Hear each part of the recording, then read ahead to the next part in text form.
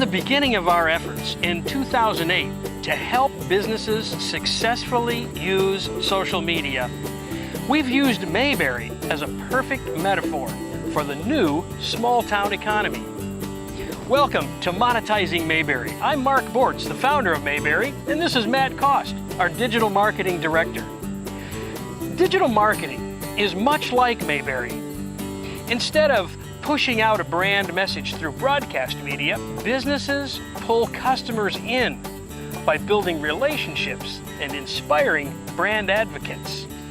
We've developed this series entitled Monetizing Mayberry to walk you through the steps to leveraging the digital marketing platforms and grow your business. Our ultimate goal is to see your organization profit from using social media. These 10 chapters build upon each other to prepare you for realizing real results on the path to success with digital marketing. If you're joining us for the first time, we encourage you to start from Chapter 1. We hope you enjoy.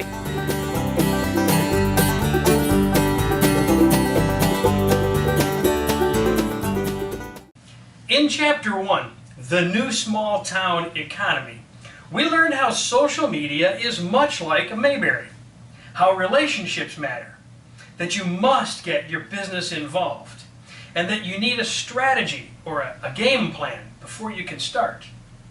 Today, we'll walk through Chapter 6 of Monetizing Mayberry, entitled Why Mayberry Likes Its Lawman. We'll be looking at the central character of the Andy Griffith Show, Andy Taylor, the Sheriff of Mayberry. We want to discover what it is about Andy and the way he runs his police department that earns him the respect and the goodwill of the people of Mayberry. In the 4 previous chapters, we've laid the groundwork for establishing your social media direction and strategy. We've chosen Mayberry as the idyllic setting for the Andy Griffith Show, as the perfect picture for the new small-town economy.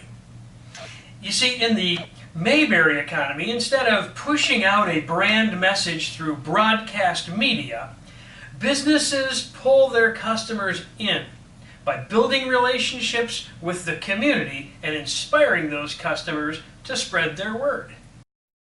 While Mayberry's bumbling sheriff's deputy, Barney Fife, represents all that could go wrong in the social media world, Andy Taylor stands at the other end of the spectrum as the community's capable leader, loved and respected by everyone in town. As the sheriff and justice of the peace for the entire county, Andy is the chief law enforcement officer. He and Barney comprise the entire police force. His humility and aw-shucks demeanor wouldn't tell the whole story, but Andy was a big fish in a small pond in Mayberry, a town with few checks and balances. A position with that kind of power often breeds fear, disdain, and mistrust in the community. So how was it that Andy was able to possess such favor and admiration from the people of Mayberry? And how was he so successful as a sheriff? Other than a couple of traffic violations and the occasional moonshiner, Mayberry was virtually crime-free. So what made Andy different from all the other sheriffs in the world? How did he turn Mayberry into the shining city on a hill? Obviously, Mayberry and Andy are both fictional and the outcomes are scripted, but these questions could point us down the path to success in the new small-town economy. Simon Sinek, speaker and author of How Great Leaders Inspire Action, asks the same questions we're asking about Andy and about a few other success stories. Sinek looks specifically at how Apple has become the largest company in the world when so many other companies have access to the same talent and technology. How did the Wright brothers invent manned flight when so many other engineers were attempting to accomplish the same thing with more resources? And how did Dr. Martin Luther King bring so much change to America in such a short span of time when so many other activists and orators had tried for so long? Well, the answer he points to as the source of their success is not what they did or how they did it. What made Steve Jobs and the Wright brothers and Dr. King accomplish what many others could not is why they did what they did. Apple wasn't looking to make slick new gadgets. They were looking to break the status quo with technology that would change the way people went through life. Consumers who also wanted to break out of the mold identified with Apple's mission and gravitated toward every new product they introduced. Apple sold more than technology. They sold an identity. Are you a Mac or are you a PC? The Wright brothers faced strong competition to becoming the first in flight. Others wanted that fame, the glory, and the money. The Wright brothers wanted to give the people a new way to travel and an experience where they could experience the world. Their mission drove them to heights that others could not achieve with only selfish ambition.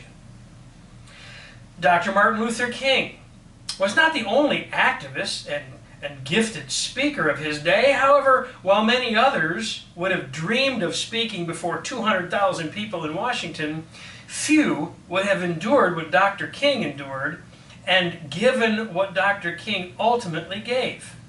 It was his mission that drove him. It was why he did what he did that made him a success. The same could be said of Sheriff Andy Taylor. Andy didn't have an MBA in criminal justice, or the combat skills of a Navy SEAL, or the dead-eye shooting of a sniper. But Andy was a great sheriff. In the rare event of a crime in Mayberry, Andy always caught the bad guy. And while many leaders in his position would have lorded their authority over the people, Andy was always beloved. You see, it wasn't what Andy did or how he did it that made him a great sheriff. It was why he did it. He cared about the safety and well-being of the people in his town. He wasn't looking for power or position or money. He was looking to give the people of Mayberry a safe place to live and work, and the citizens embraced him for it. So what does all this have to do with you and your business's social media marketing? Well, I hate to be the one to break this to you, but if you haven't discovered this yet, you will soon. No one likes your water heater. I know it's hard to believe because you sell such a great water heater, but no one likes it. At least not on Facebook anyway. Sure, it's tankless and energy efficient and it comes with a 10-year warranty, but who cares? If your water heater had its own Twitter account, how many followers would it have? Not many? So why does your plumbing company talk so much about your hot water heaters on social media? The same goes for whatever widget or service your business sells. Cars, roofs, books, groceries, shipping, cleaning, printing. People aren't reading your product brochures for fun. If this is true, social networks sound like a terrible place to sell, right? Well, at this point, you're probably thinking, I thought these guys provided social media marketing services for businesses. Now they're telling me that no one on Facebook or Twitter wants to hear about my business. Well, that's not so. While it is true that no one wants to read your product brochures on Facebook or Twitter, they do want to know about your business. They just want to know why you do what you do. An extensive survey conducted by Jay Baer and socialhabit.com reported that the #1 reason people will like or follow a brand on Facebook is general affinity for the brand. Not the coupons, not the free iPad giveaways or the great cover photo, but general affinity for the brand. Affinity is defined as a natural liking or an attraction to a person, a thing, or an idea. So how does a plumbing company or a grocery store or a restaurant or contractor develop an affinity for brand in its community? Your products and services aren't necessarily sexy or appealing to the masses. How do you develop a natural liking or an attraction that will bring people to your page or to your space in the social networks? Let's look at a couple of businesses you're most likely familiar with who've faced the same predicament and found mass marketing success. Red Bull is just another energy drink among many others in the convenience store, right? There are other drinks with better taste, better nutrition, even drinks with more caffeine and energy supplements. Yet Red Bull has differentiated itself from the rest as the most popular energy drink in the world, selling 4.6 billion with a B cans in 2011. They also have almost 36 million fans on Facebook. To understand what makes Red Bull stand out from the competition, let's look at their branding and marketing messages. You might think their Facebook page cover photo would be a can of Red Bull, right? Or a mouth-watering shot of Red Bull being poured over a glass of ice. Nope, it's a picture of a snowboarder shredding the slopes with no clear logo in sight. Their TV commercials aren't blindfolded taste testers raving about how Red Bull tastes better than the competition. The commercials are clips of cars flying over the Grand Canyon and skydivers jumping from outer space. See, Red Bull isn't marketing what they make or how they make it. They're marketing why they make it. Red Bull wants to give you wings. They want to give consumers a zest for life and the courage to go to new heights and the confidence to do the unthinkable. And people can identify with that. People can get behind that. Blake Mycoskie is just another guy selling shoes. Except in this case, every time he sells a pair of shoes, he gives a pair away to a child in need. Blake is the founder of Tom Shoes, a company founded in 2006 that sold over 2 million pairs of shoes by 2012. Tom Shoes are now carried by over 500 retailers worldwide. Look at the Tom's marketing message. Did they advertise the quality of the construction? Did they market the cutting-edge style or the state-of-the-art materials? Did they ever talk about how comfortable the shoes are? No. Most all you'll see in a Tom's commercial is Blake slipping a brand new pair of shoes on a small child's feet in a third world country. They have over 2 million Facebook fans and a cult following. Not because of the shoes that they make, but because of why they make the shoes. They sell shoes to improve the health and the quality of life for the underprivileged around the world. That's an ideal that most of their consumers share. People want to be connected to a mission like this and an organization like this. The benefit of having your customers seek out your business and connect with you in the social networks is twofold: short-term and long-term. The connection has an immediate short-term value.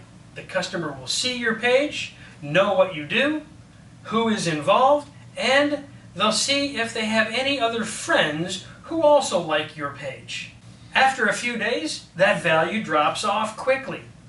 You are no longer at the top of your customer's mind. They've already seen what they've wanted to see on your page, and they may or may not be seeing each and every update you post. However, over time, the value of the connection will shoot back up to an even higher level than ever before, and it will stay at a new level if you don't shoot yourself in the foot. You see, when you make an initial connection, that person may or may not be in the market for your product. They may not need your service at that moment, but there will soon come a time when they do need what you're selling. And at that time, the value of your connection to them will skyrocket. Once you've made the initial connection, you can cultivate the relationship to a point where that potential customer trusts you and likes you before they ever pick up the phone or set foot in your store. If they're shopping around, they'll see useful links and information on your page, and more importantly, they'll see what your customers are saying about you. and how well you're responding to those customers. Think of the advantage that connection would give you over a competitor. So how do you develop an affinity for your business in your customers? It starts with identifying the why. Why do you sell what you sell? What are you trying to accomplish for your community? What need are you trying to meet? Find the problem your business is solving for your customers, and you'll find your why. Andy Taylor wasn't trying to rule the world. He was just trying to make his world a little safer. Red Bull isn't trying to sell energy drinks. It's trying to give people the boost they need to accomplish something great. Tom's isn't trying to sell shoes. It's trying to make the world a more comfortable place to walk and play. Are you a plumbing company trying to sell water heaters? Or are you a plumbing company trying to make people's lives safer and more comfortable? Are you a grocery store trying to sell food? Or are you a local business trying to help families stay healthy and strong? Are you a hardware store trying to sell bolts? Or are you someone equipping the community to build and craft and grow? Are you a performer trying to sell records? Or are you an artist trying to create something that speaks to people's lives? The key to developing customer affinity and building an online community is not to sell your products and services, but to present why you sell your products and services in a way that people can connect with. After all, what you want is not customers, but brand advocates and partners in your business's mission. Thank you for tuning in to Monetizing Mayberry. We hope you're not only learning what digital marketing is, but how it can benefit your business's bottom line. Over the next several chapters of this series, we'll continue to unpack the principles of Mayberry. These principles will provide you both the education and the application necessary to understand and implement a successful digital communication strategy for your business. A strategy that will help you make money. Both Matt and I will lead you through the matrix of understanding, designing, developing, managing, and implementing. We believe that with the right elements, you will succeed and you'll gain real benefit from your efforts. If you're an owner or a C-level executive, I certainly encourage you to make your way through the entire series. It's critical that you understand and you support those that you have empowered to be social on your behalf. If you're a marketing administrator, you'll absolutely want to attend every step of the way and be taking notes. We'll be providing you foundational building blocks, strategic concepts, and practical applications in every session. Join us again for the next chapter of Monetizing Mayberry.